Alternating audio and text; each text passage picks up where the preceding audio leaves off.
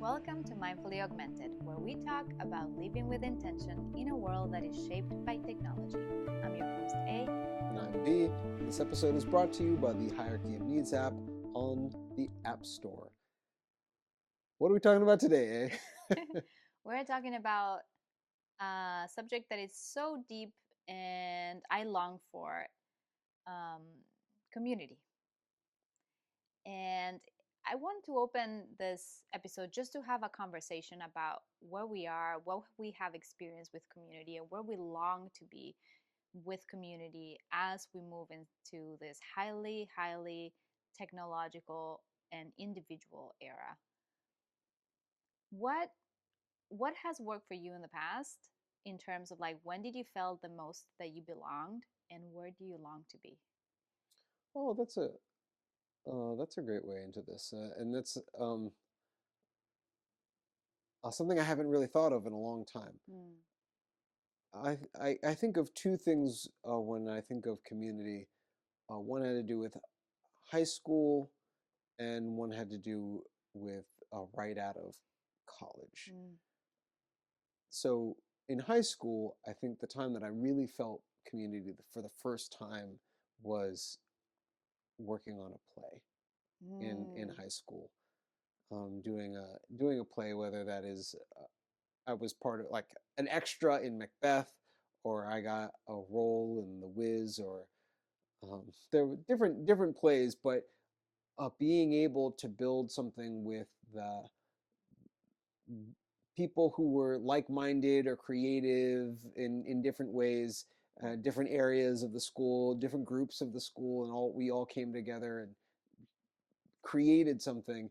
Um, Definitely, I felt a sense of community there in a way that I don't feel like I had really felt prior to that. Mm. And not too dissimilar from that is after college, when I was working on uh, the show Pioneer One with some friends from college. We also another creative venture where we pulled together a lot of friends and a lot of people that we'd never worked with before, but we all were working towards something that we all believed in Yeah. and just had fun in this creative process. And those those two things Where I the got to biggest. when I think of community, when I think of what I want to experience, typically when it comes to community, it's usually wrapped around some kind of creative endeavor, Yeah. but it's the sense of moving in the same direction together as a group and enjoying the journey. Yeah. Can I tell you something that I've learned? What? Um, Not about you, but I learned in general. Like there are some studies out there that show that acting, being creative, being part of plays can function as SSRI, which are antidepressants, like Oh, have a interesting. similar effect as what antidepressants do. But I thought that was a very fascinating information. I love that, especially because knowing that when you're acting, especially depending on how you do it, you are activating certain parts of your brain that maybe you aren't going to Yeah, activate if you aren't acting. So uh, it's cool to hear things like that because it kind of reinforces that idea that our brain is actually a lot more plastic, a lot more malleable than we think it yeah. is. Yeah, well, and I think that ties nicely back into communities help you experience a wider range of emotions and a wider range of just inputs Yeah. and expressions, outputs as well that that you can't get on an individual basis. Hmm. But what are some examples of community for you? Wait, hold on, because I asked you two Did I? questions. Oh, I'm sorry. The first one was like where you felt community, where Yeah. you felt belonging, and where do you long to be? Where do you see your future self being supported by a community? Okay. So yeah. Sorry, I missed that second part. No, So. well, it was a long. I tend to do very long questions. uh, uh, so where I would like to be supported in the future, I mean, it does come back to that creativity side. Hmm. But I would also like to tap into maybe a spiritual community as well. Not so much Mm, religious, because I'm not very much on the religious side of things, yeah. but I do find that there is a spirituality that I long to have a community tapped into, or be able to communicate with, or commune with.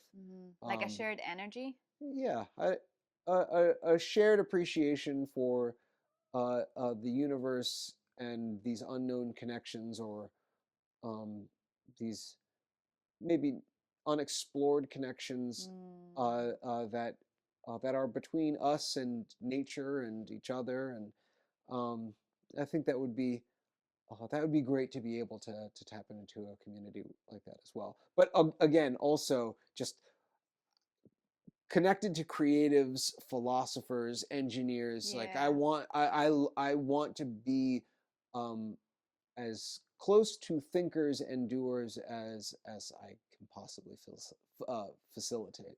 What about the communities that you were able to briefly tap in when you were in virtual reality? Oh, uh, Because there was a moment that you were like building and you were recognizing the players, even though they had, different usernames or, but, yeah. So the interesting thing with the virtual reality community hmm is, while I feel like it's really supportive when you've made something yeah, and you've shared it, if you aren't into some of the experiences where people yeah. are huddling or where they collect, like I'm not too big into the VR chat scene, and Mm, I feel like that's where a lot of people, some groups kind of gravitate towards, like the VR chat scene, and there are various reasons for that. Various is that the communities. biggest social hub It's a big for, one. It's probably the biggest, but it's yeah, it's a big one. And then when there's ones that skew younger, where mhm, you have Gorilla Tag and yeah. things that are built off that same similar mechanic. Um, so you have that type of community, and Yeah, then well, our yeah, daughter was able to build a community in Gorilla Tag for yes. sure. Yeah. And then there's also a community around games, or competitive games, hmm uh, like Like esports. like esports, like Mm. Population One, and what I was Oh, you were into, playing that one which too. was yeah, I was into Population One, as Yeah. well as into Echo. hmm They had Echo Arena and they had Echo Combat, and the community the community was there, and there were Yeah. a lot of people who were developers that also found themselves inside the gaming Yeah. community. But I never found the crossover where the community who wants to build and be in VR just were constantly revisiting the space and building that community in the space. I Yeah. find that the communities are really happening more online, but outside of the VR space when it comes to building, and that's usually through platforms like Discord. And so if you're Mm. not big into the text-based communities, like I'm not, then that's kind of it's kind of limiting for well, it was kind of limiting for me, at least. Mm. Mm. But now, can I throw? Is it appropriate to Yeah, throw the yeah, yeah, question back yeah, to you? All yeah. right, After your all monologue of right. 10 minutes. uh, I was just very curious because I think we have different experiences for when it comes to communities. hmm So For me, where what have you experienced where the big communities, and what do you long for mm, communities that you I like in the think future? for me, I am I am more a I'm not huge on big communities. Not because I don't think they're a good thing, or it's just I don't thrive. I really thrive more on the one-on-one. So I hmm have a lot of friends, but they are like they're not big of a huge group. It's usually that one person that I clicked with and they became my friends, and then they stayed my friends for a very long time. Never I went to a religious school, so that I never connected with that. And then I did a lot of musical theater, but I think I was always the odd one. Like,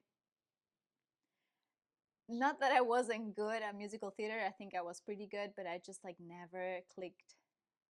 and my way of relating with people. um, I am yet to find my community.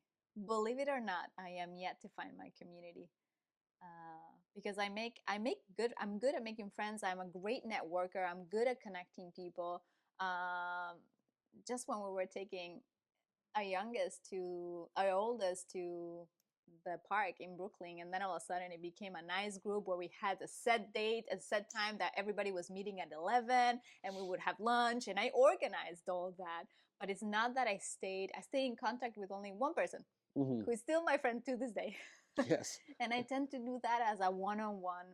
uh, and maybe because what I seek when it comes to community is a much deeper connection, Hmm. a much emotional connection, a much where I can call you and you can call me at 4 in the morning if you need me, versus I know you and I know that person, but that there's access barrier of um, set of rules where, like, okay, we're friends but only when we go to church, or only when we Hmm. go to this game, or only when.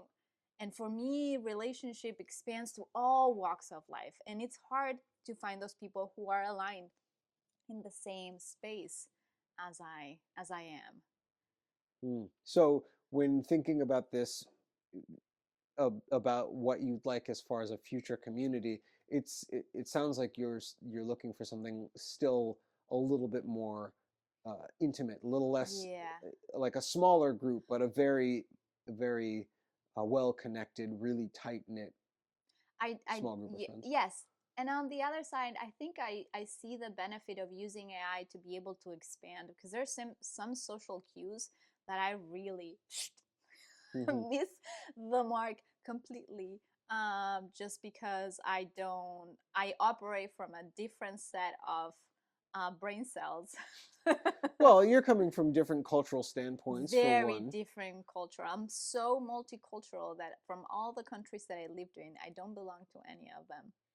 Yeah, so there's that's really difficult when it comes to social cues that aren't necessarily laid out very specifically. Yeah, There are things that you have to just get over time and become big familiar with and time. grow into. So if you started growing up in Europe and then you spend a large portion of your coming of age in South America, Yeah, then the coming to US.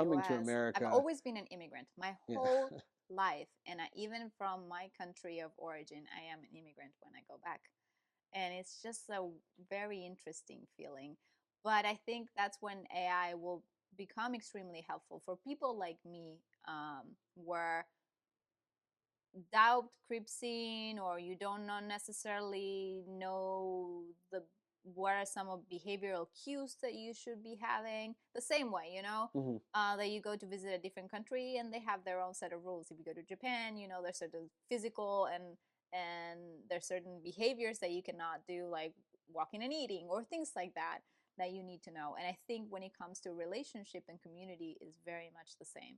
So when we're talking about community and AI, I'm Yeah. sure a lot of people listening will potentially bristle at that. Like, whoa, wait, what do you mean AI and community? What do What you do I see? mean? What do you see as the benefits of AI? What could be the potential benefits? And then also, what do you think could be some potential pitfalls? Oh, when it comes to benefits, I see helping navigate the system with Like a community like a system? community system. Let's say we move to South Korea and I want to connect with moms out there. Knowing how to navigate that environment, and I'm Hmm. talking more of a broader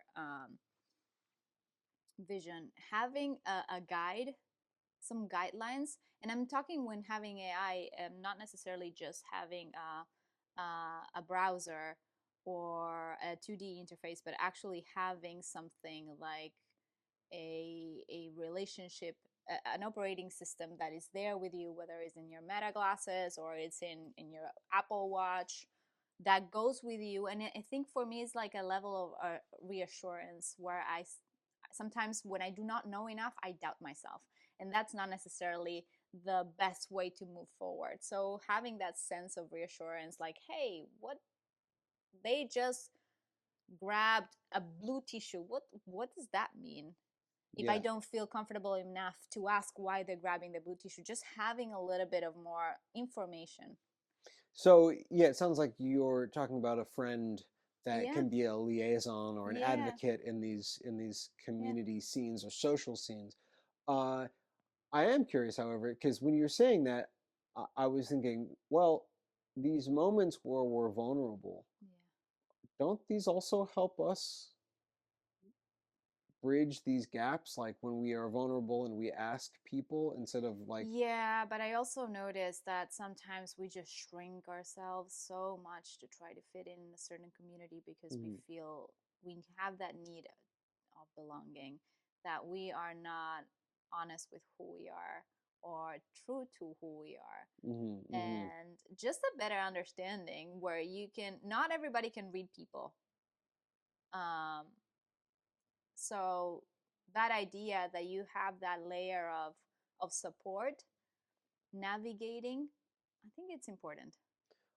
I agree. And it's a really difficult thing because it is a balance and it's not the same thing for everyone. Hmm. And when we talk about these kind of subjects, when we're talking about AI, and something that is obviously so disruptive Yeah, in so many different ways, and when we're talking about these different technologies, virtual reality, and we're talking about like how it's bringing yeah, together communities, and at some point we were talking about internet the very same way, hmm, that it's usually talked about in these general good bad ways, as if yeah, everybody is coming from the same standpoint and everybody has the same needs. And the problem is that we we all are don't. dealing with different variations of Mm, ability or disability, and uh, that these technologies kind of even out the playing field, and they don't necessarily do it evenly.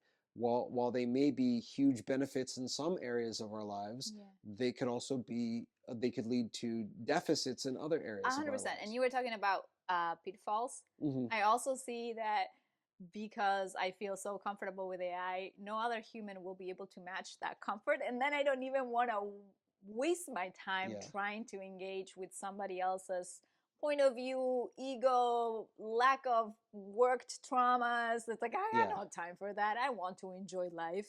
100%. Yeah, once you've worked with people who have like taken the time um, to kind of overcome some of emotional baggage or some of the issues in their lives and like kind of step to another Yeah. level of communication, that once you realize like, oh, that's much better, that's much healthier, once you've experienced that, it's hard to be like, oh yeah, I'll go back to I'll go back to square sitting one. and listening you talk for 20, 40 minutes and not asking me a single question, Yeah. which I experienced a few weeks ago. That is like, oh, well, this is happening. I'm sitting here and I just have to listen. And I'm not, um, okay, this is not for me anymore. Yeah. And I think it will get extremely picky and will make us at some point work less.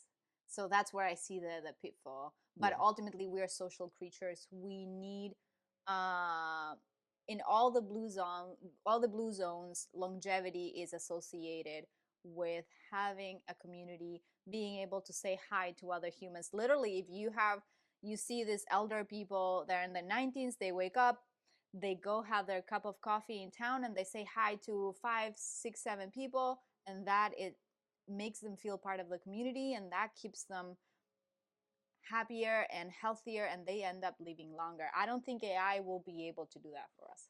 Yeah, I agree. So we need to find a way to build a healthier community.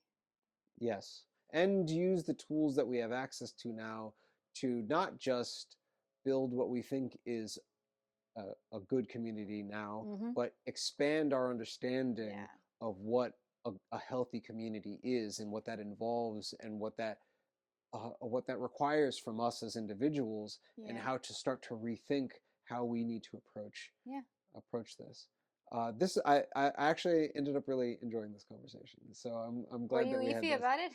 No, not that I was iffy. It's just that some subjects I feel like I'm I'm packed with the knowledge that I'll need Oh, to speak about. And some things I'm going in where I feel like, oh well, this is an area where I feel not that I don't necessarily have a strong basis for being able to Mm, speak confidently, but uh, uh, that I feel like I'm quite happy with this you conversation. like what you did. I like what I just did there. So I like I what we think just also did there. part of why doing this podcast is to also give us a space to have these conversations, even we're not establishing ourselves as like thought leaders about community, but these are part of like shaping our future and Mm, shaping our kids future. So I think they're pertinent conversation that need to happen, even we don't have all the answers, but just you know giving it the space because it matters to us. yeah, I appreciate that. So this episode was brought to you by the Hierarchy of Needs app, available on the App Store. And A, do you have any final thoughts? No, but I would like to come back to this and see how, and hopefully share how we're building community, because both you and I is something that we are longing to have in our lives, to feel a little bit less lonely, more supported, and be able to navigate the hardships that life throw and the curveballs that are thrown at us. If you share the burden, um, we get to enjoy life a little bit more and hopefully live until we're 100. Amen to that. Mm-hmm. Until next time. See you soon.